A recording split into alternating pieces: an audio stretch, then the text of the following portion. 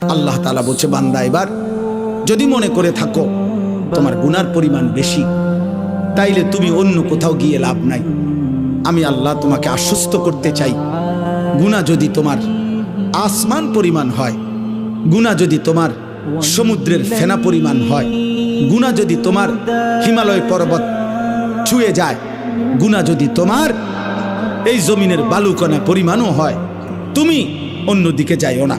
তুমি যদি শুধু বুঝতে পারো, অনুভব করতে পারো, তোমার ভিতরে যদি উপলব্ধি আসে আমার গুনাহ বেশি, আর আমার এই গুনাহ আমার জাহান্নামে নিবে, আর জাহান্নামের আগুন আমি সহ্য করতে পারবো না, খোদার কসম আল্লাহ বলেন এদিক সেদিক না গিয়ে বান্দা তুমি আমার দিকে ফিরে আসো, আমার রহমত থেকে নিরাশ হইও না।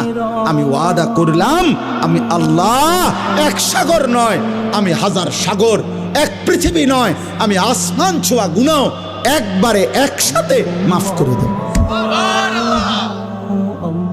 তুমি আমার কাছে আসো।